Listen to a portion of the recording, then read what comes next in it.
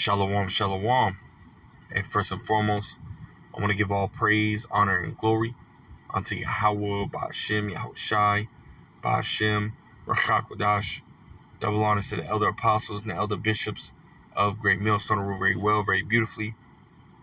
Double salutations to the Akim out here pushing this gospel in truth and in sincerity to the best of their ability, given to them by Yahweh, Ba'ashem, Yahushai. Peace, blessings, and salutations be unto the elect scattered abroad. May the election of Yahweh, Ba'ashem Yahushai, Lord willing, fall upon your houses. Amen. It's the brother Quanta Watt from the Arizona Great Millstone Camp coming back at you, Lord will, with the edifying lesson through the spirit and power of Yahweh, Ba'ashem Yahushai. Lord will, it is edifying. Lord will, it is straight to the point.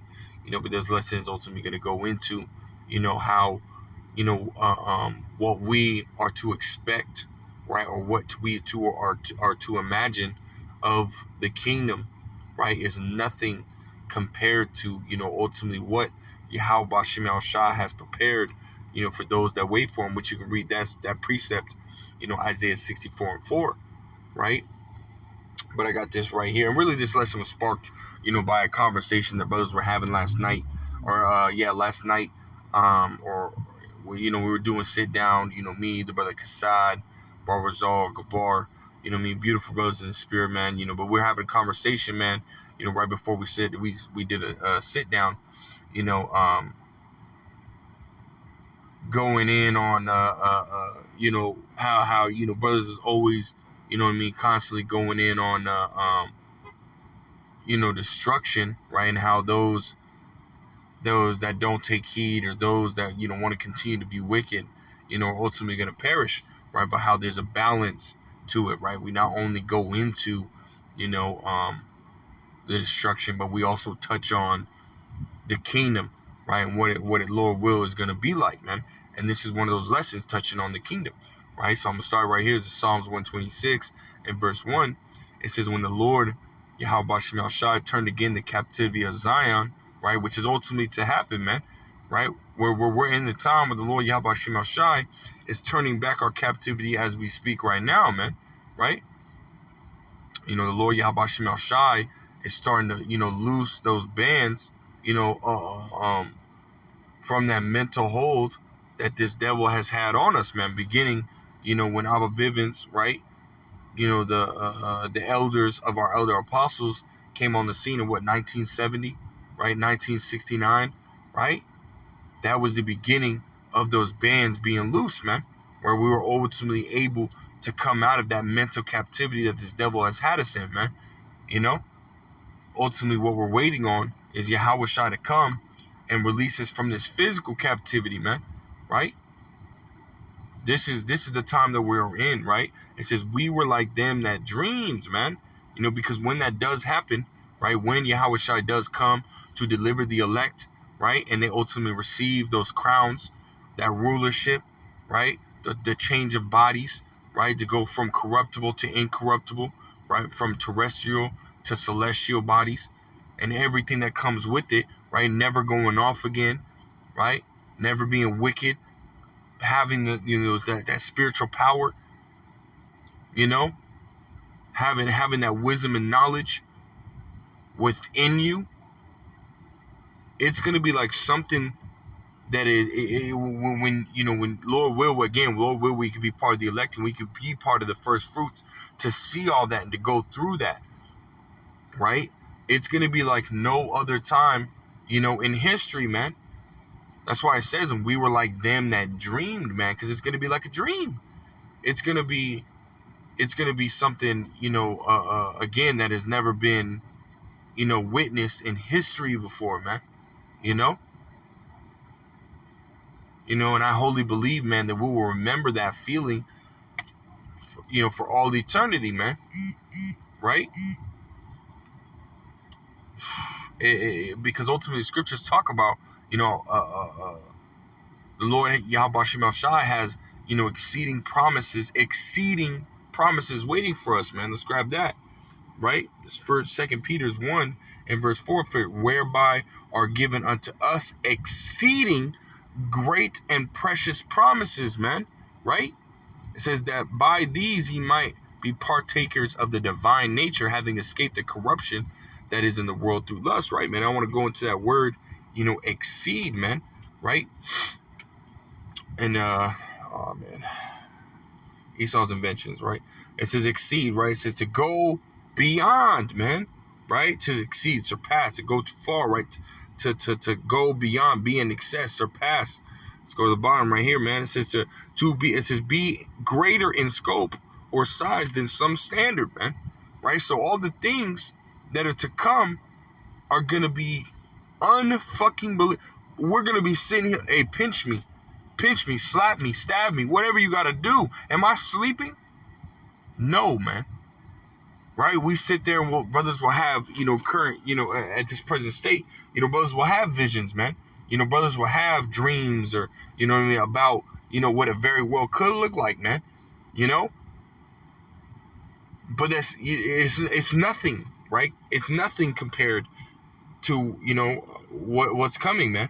Let me, what is it? Isaiah 64. I quoted it earlier and described certain things and, you know what I mean? And oh, well, I'm going to do this and I'm going to do this. And, we're going to have this, that, and the third. And, you know what I mean? Whatever brothers talk about, man, and it could be some fire, man. It could be some, brothers have never thought about, but this brother has. And, it could be crazy, man.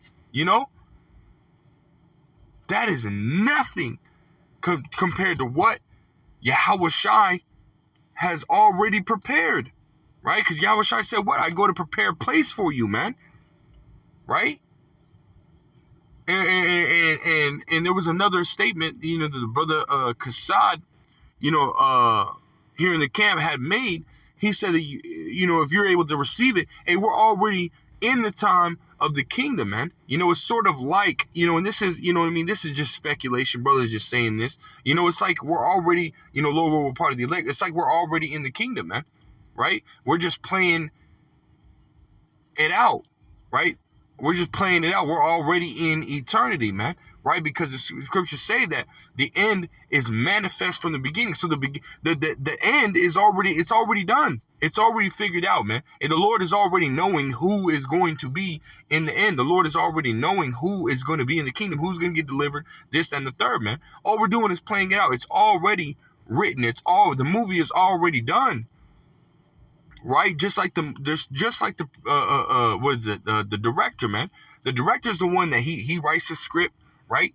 He gets the movie to be put together, this and the third, before it's released, right? So that way when we watch it, right, hey, we don't know what's going to happen, right? We don't know how it's going to play out. We're watching the movie from beginning to end. Hey, but the director already knows, man. And Yahweh Shai is the ultimate director, right? He's the ultimate, script writer, man. And again, me saying that, that we're basically already in the kingdom, right, is just speculation. And I'm not talking about America's the kingdom, right? Because, I have Jake's in there, man. Jake want to take it this, that, and the third way, you know what I mean? But no, we're not literally in the kingdom, right? But that was, again, just, if you're able to receive it, But yeah, man, it's, man, again, it's going to, when we do get into the kingdom, it's going to far exceed our thoughts, right? It's going to far exceed our, what is that word I'm thinking of, man? Our expectations, man. Far exceed that, man. Because as you keep reading, it says, I'll start at the top again. It says, for since the beginning of the world, men have not heard nor perceived by the ear, neither hath the eye seen, O Yahweh, besides thee, what he hath prepared for him that waiteth for him. That's right, man. That's right, man. We have no clue what is on the other side, man. We just know that it's going to be great. We know that it's going to be beautiful. We know that it's going to be,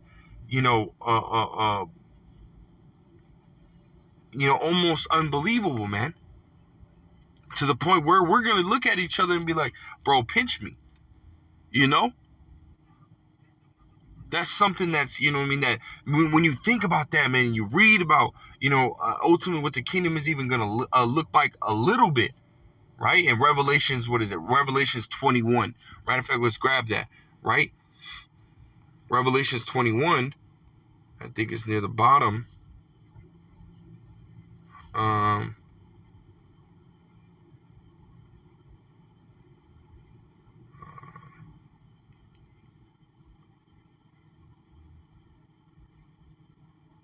Let's just start at verse 18. Revelations 21 and 18, right? Speaking of the kingdom, right? It says, in the building of the wall of it was a jasper, and the city was pure gold, like in the clear glass, right? And the best depiction that we have of that is going into, Asgard and Thor, man.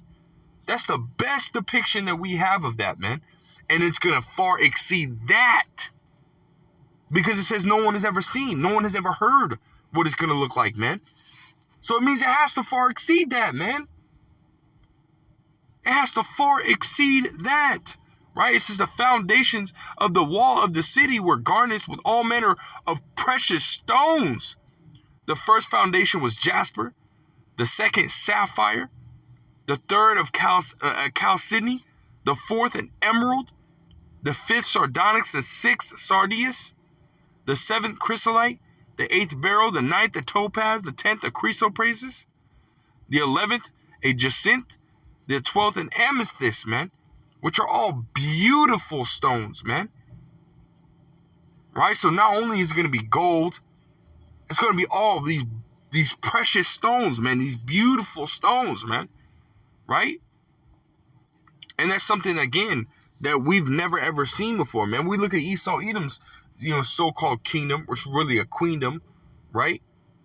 It's garbage. It's got trash everywhere. It smells like shit. Hey, but our kingdom is gonna be oh man, you can only imagine, and even then, you're still not even close, man. So just imagine that, man. Just imagine that, and this is why, again, and I've said it multiple times, we're like mini Yahushais, man. Because we have that joy, we have the kingdom set right before us. It's like right in our palm. We just can't close our hands and grasp it, man. And we're almost at the point where we're gonna be able to close our hands and lay hold on eternal life. You lay hold on the kingdom, man. We're almost there, man. It's why you gotta constantly adore, man. What is it? 2 Corinthians 4 and verse 17, right? It says, for our light affliction, which is but for a moment, worketh for us a far more exceeding, right? Again, there's that word, man. There's that word, right? Far more exceeding an eternal weight of glory, man. Right? So everything that Lord will we receive is going to far exceed our expectations, far exceed our thoughts, right? Far exceed anything that we could ever, fathom in these bodies, man. This is why we have to, you look at what we're going through now and you say, yeah, fuck that shit. Fuck it. And Apostle Paul said he counts all things as, as dung, right? As loss to win Yahushua HaMashiach, to receive the kingdom, man. And that's exactly the same mentality that we got to be in, man. Right? It says, while we look not at the things which are seen, but at the things which are not seen. For the things which are seen are temporal, right? So this place has an end. Esau Edom's kingdom has an end. Job 14 and 5, man. He plays bounds, right? He has bounds that he cannot pass, right? And that includes his power, right? That includes his rulership, man. Right? We're at the end of both. Right? It says, but the things which are seen are eternal, right, man? The kingdom is eternal. Yahweh Shem Shai is eternal. Hey, this wisdom, knowledge, and understanding is eternal, man. Just keep the faith, keep pushing, keep doing what you got to do. The Lord will, be part of the elect, man. And what we're going to receive is far greater than anything that anybody's ever seen in history, right? So with that, I want to give all praise, honor, and glory to Yahweh Shem Al-Shai Ba'Shem, Rachak Wadash, double honors to the elder apostles and the elder bishops of Great Millstone, who rule very well, very beautifully. Double salutations to the Akim out here pushing his gospel and truth and his sincerity. Peace, blessings, and salutations be unto the elect scattered abroad. May the election of Yahweh Shem Shalom will fall upon your houses. Till next time, we'll say Shalom.